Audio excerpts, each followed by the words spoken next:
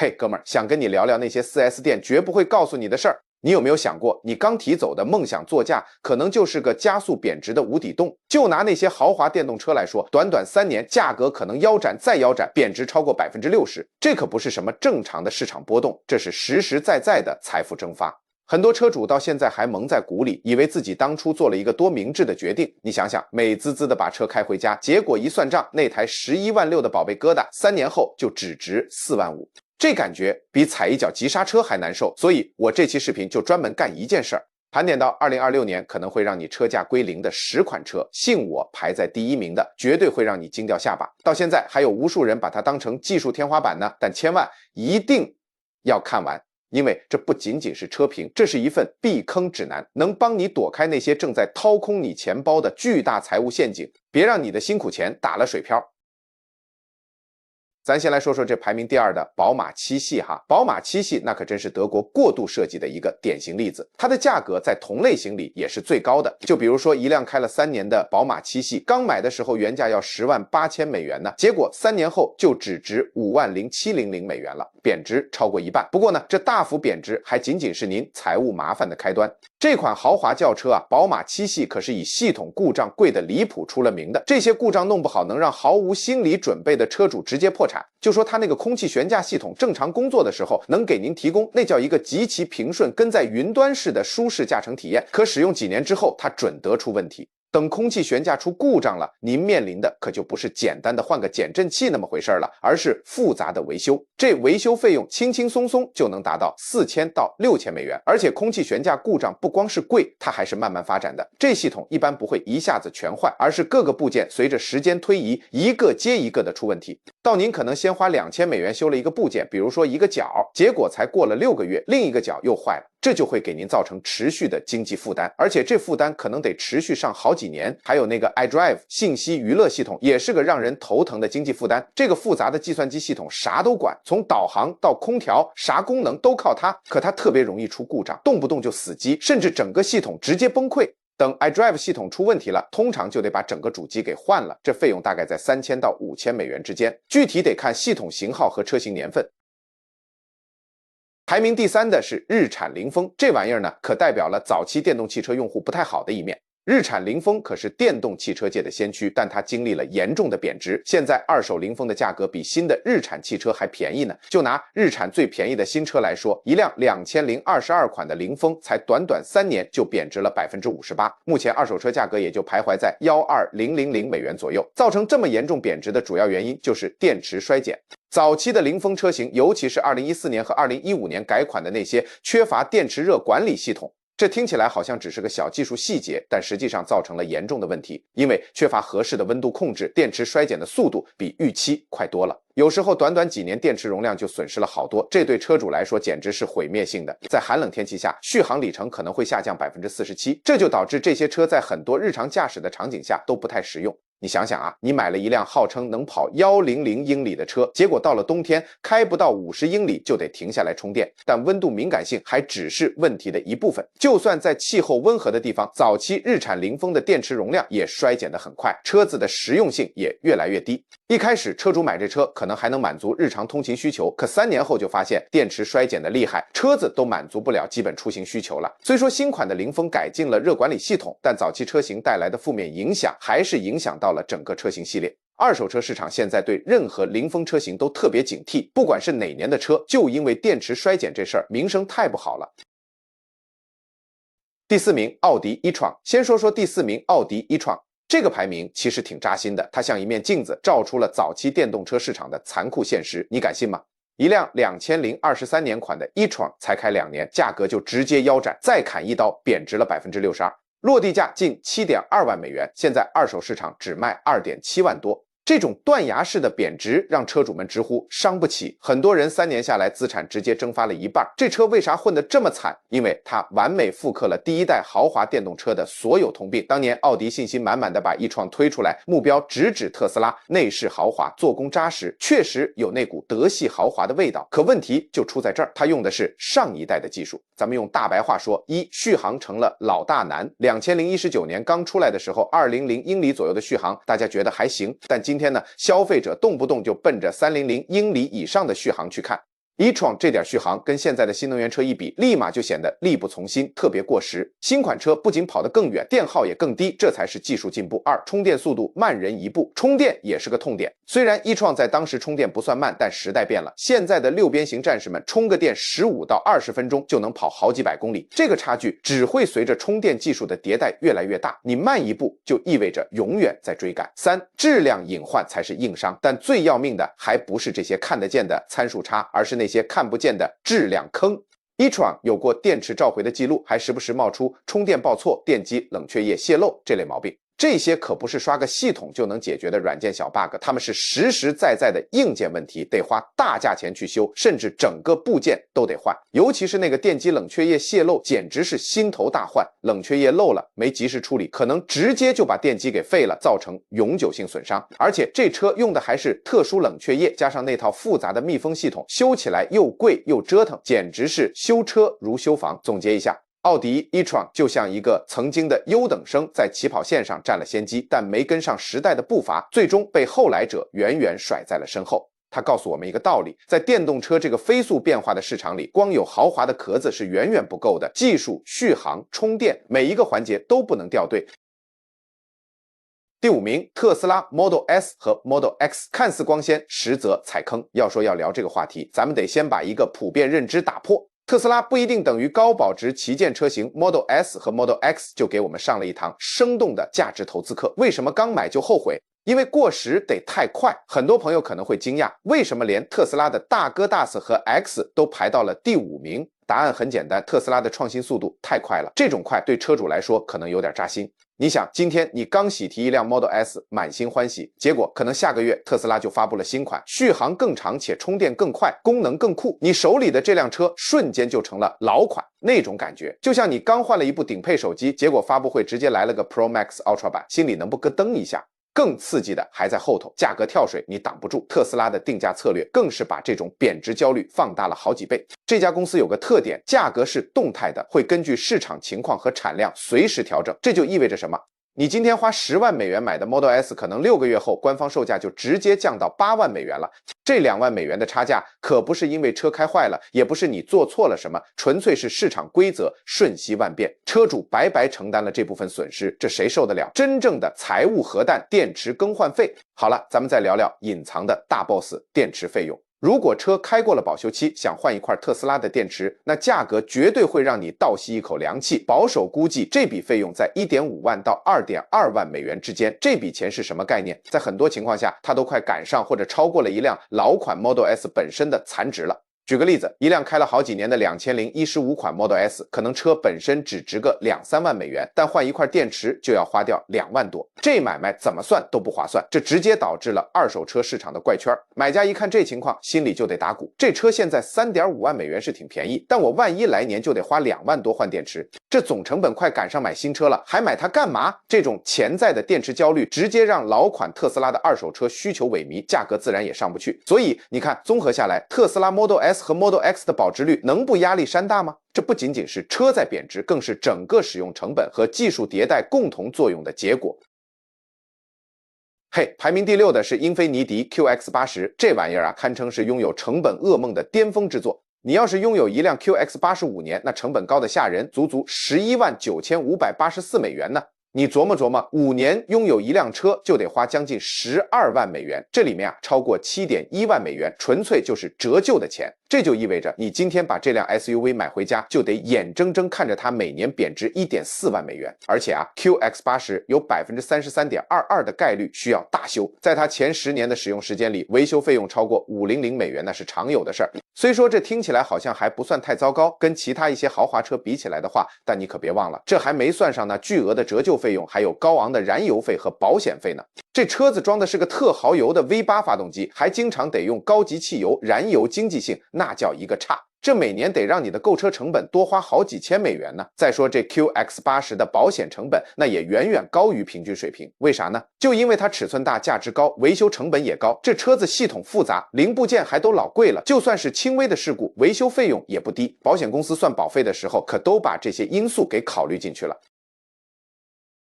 咱接着说哈，第7名玛莎拉蒂、吉伯利与莱万特，这俩可都是意大利的豪华车，风格那叫一个独特。不过有点太注重外表，不太实用。现在市场也慢慢反应过来了，虽说不同的折旧数据有点差别，但像这种可靠性不咋地的品牌，他们的高端车型啊，那价值跌起来就跟坐滑梯似的。唰地一下就下去了。玛莎拉蒂可是维护成本最高的品牌之一，你想想啊，养车10年得花超过11000美元呢。但这还不算啥，真正的问题可多着呢。2017年，玛莎拉蒂的 Levante 因为发动机软件有缺陷，大规模召回。这故障可严重了，车在低速行驶的时候，可能突然就跳到空档，或者直接熄火，你能想象不？开着一辆价值8万美元的豪华 SUV， 正过十字路口呢，车突然就没动力了，这多危险啊！不光损失钱，弄不好还危及生命。不过软件召回还只是个开头，车主们还老是反映变速箱有问题，而且问题还不小，都超出正常磨损的范围了。变速箱打滑、换挡不及时，主要是因为离合器部件磨损的太早，还有油液泄漏。这些故障可不是车开了15万英里之后才出现的，很多车里程表还不到5万英里就出问题了。玛莎拉蒂的离合器故障维修起来特别贵，为啥呢？因为得用专用的工具和零件，还只能从授权经销商那儿买。在普通主流车型上换个离合器可能就2000美元，但在玛莎拉蒂上轻轻松松就能花到6000美元，甚至更多。这都是因为它的系统架构太复杂，零部件成本也高。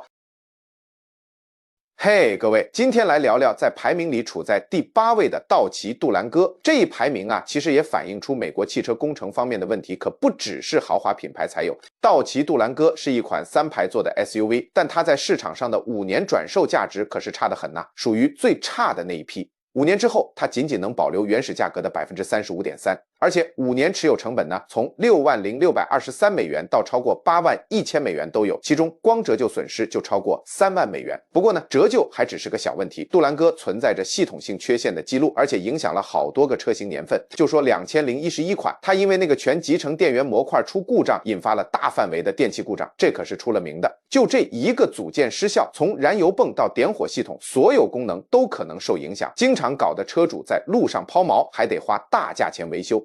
TPM 故障可不是2011款独有的，好几个年份的车型都出现过类似故障，都形成电气故障的规律性模式了。市场上的人都学聪明了，都知道躲开这类车型。你想啊，单一部件可能引发多重系统故障，这就会产生连锁反应，小问题最后就变成巨额维修账单了。除了电气故障，车主们还反映发动机老是熄火，这可太危险了。你在繁忙的高速公路上开着车呢，引擎突然毫无预兆的就熄火了。这些熄火问题一般是燃油系统故障或者传感器失灵导致的，而且这些故障还特别难诊断，维修成本也高得吓人。悬挂系统也是个长期有问题的地方，有些车主反映，因为悬挂部件故障，车轮差点就脱落了。这可不是那种慢慢磨损的问题，是突发性的故障，很可能会引发危险的驾驶状况，还得花不少钱紧急维修。再说说道奇杜兰戈的变速箱，这问题也是横跨好几个车型年份。车主们说换挡的时候冲击感特别强烈，还会出现打滑甚至彻底报废的情况，维修或者更换变速箱费用得4000到6000美元呢。要是你开的是一辆正在快速贬值的车，一次重大的变速箱维修可能一下子就让车辆残值比维修成本还低了。我插个重要提示哈，要是你觉得这些信息对买车做决策有帮助，不妨考虑订阅一下，这样就能持续获取这类汽车金融分析了。我们帮你研究这些趋势，免得你花大价钱去交学费。第9名，凯迪拉克凯雷德，豪华外表下的烧钱真相，要聊保值率。凯迪拉克凯雷德 Escalade 绝对是个绕不开的狠角色，它位列第9。但要说美国豪华 SUV 里的财务陷阱，它绝对是头号种子选手。咱们先说说最扎心的二手车价格跳水。2023年刚买的凯雷德保值率还算说得过去，但你要是买了2022年的款，那可就要做好心理准备了。3年内车价能跌掉近40%，这个折旧曲线陡峭的像悬崖，买早了或买晚了，差个1-2年几万美元的差价可能就打水漂了。对于精打细算的买家来说，这绝对是灾难性的。更让人头疼的是它的病根子动力总成，它那台6.2升 V8 发动机听着就猛，但问题也不少。什么油耗高就不提了，关键是2大硬伤：机油消耗和正时链条问题。这2项可不是跑个20-30万公里才出的老年病，很多车主车刚跑到5万英里，约8万公里就中招了。机油消耗堪称油老虎 Plus， 喝油的速度比一般人想象的快。最要命的是，这种消耗很可能在保修范围之外。你想啊，车还没出保就出问题，厂家不管，你只能自掏腰包，每隔几百公里就得检查机油，往里加。一旦疏忽，发动机都可能给你报销。正时链条这玩意儿要是出了问题，就不仅仅是烧钱那么简单了。链条一拉伸，张紧器一失效，发动机可能瞬间就报废了。维修起来必须大拆特拆，前盖都得扒开，换一堆零件，没个3000到5000美元，约合2万到3.6万人民币，下不来。除了心脏不给力，凯雷德还喜欢在别的地方撒钱。算上那些常见的电气系统失灵、信息娱乐系统当机，还有高端悬架的毛病，平均下来1年的维护保养费轻松超过1100美元，开个10年，保养费轻松冲上1.5万美元，这价格比同级别豪华 SUV 的平均水平高出了一大截。而且啊，这还只是个平均值，很多车主的实际花费比这更多，简直是花钱如流水。为什么一台看起来这么先进的车反而问题这么多呢？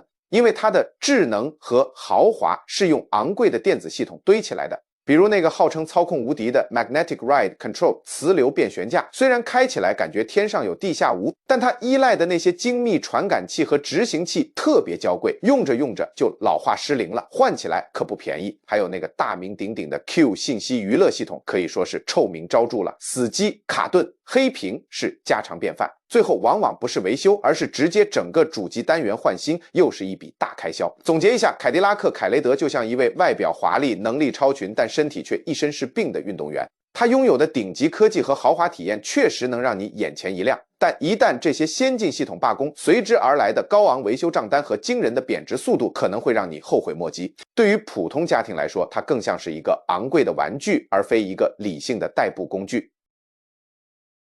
第10名，路虎揽胜运动版非发现系列。为啥是他们？因为完美诠释了什么叫花钱买最瘦，尤其是在保养维修这块。咱们先看一笔账，路虎的维保成本有多高？说出来吓你一跳，几乎是行业平均水平的2倍。在所有品牌里，它的维护成本高居第2，仅次于超豪华品牌宾利。有数据显示，开上10年，光保养和修车就可能花掉你18000多美元。但这还只是个开胃小菜，真正的大招藏在它引以为傲的空气悬挂里。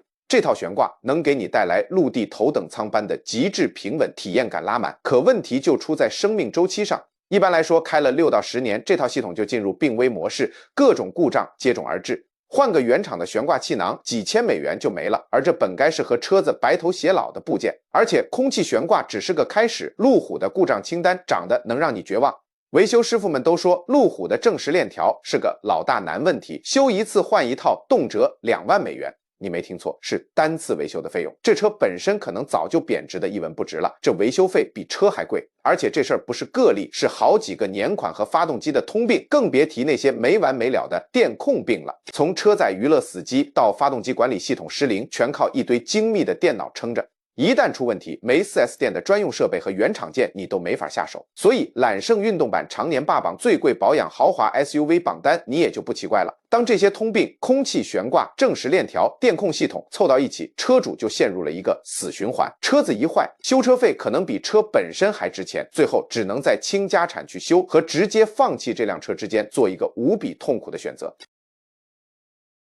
排名第1的梅赛德斯奔驰 EQS。 说到买电动车，你是不是也觉得奔驰肯定靠谱，高端豪华，技术领先，理应是标杆？但你绝对想不到，梅赛德斯奔驰 EQS 这台曾经的电动 S 级，现在却成了二手车市场的坑王，荣登了我们最不保值豪华车的榜首。这事儿听起来有点反常识，对，毕竟客观的说 EQS 的硬核数据确实能唬人，422英里约680公里的超长续航，还有那块横贯整个中控台的巨无霸 Hyperscreen， 当年发布时简直是黑科技，让人一看就觉得这车值了。但问题就出在这里，当年这车最大的软肋不是质量不好，也不是开起来不舒服，而是跌得太惨，堪称是现代汽车史上最夸张的价值崩塌。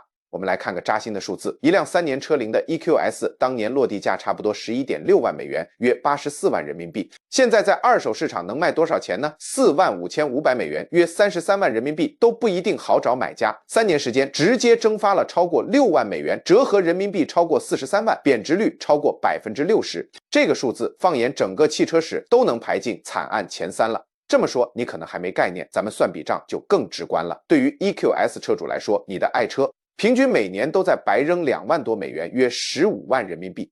换算下来，光是折旧每个月就得接近2000美元，约1.4万人民币。这相当于啥？相当于你养一台车，光亏损的钱就够租一台不错的车了。那问题到底出在哪儿呢？车本身真的没毛病。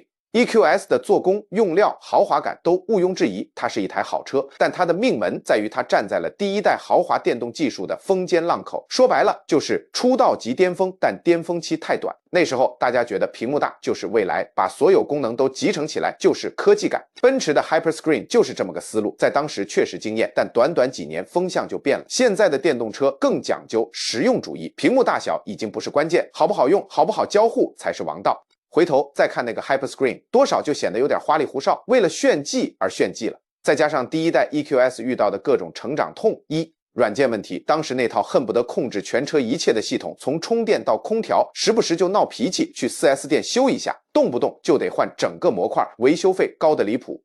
充电烦恼，一些车主吐槽用直流快充时老出问题，半路趴窝是常有的事儿，还得专门去店里进行软件更新，甚至硬件更换，折腾得很。展望2026年，可以预见的是，这台当初的科技先锋只会更不值钱。现在看着很牛的那些技术，1-2年后就会成为终端车的标配。到时候 EQS 的车主就会抱着这台过时的豪华大玩具，眼睁睁看着自己的钱包被割韭菜。所以结论很明确，如果你现在正打算买一台豪华电动车， EQS 这类早期旗舰绝对是你能做的最昂贵的购车决定之一。当然，知道了哪些车要避开，接下来就该知道哪些车值得买了。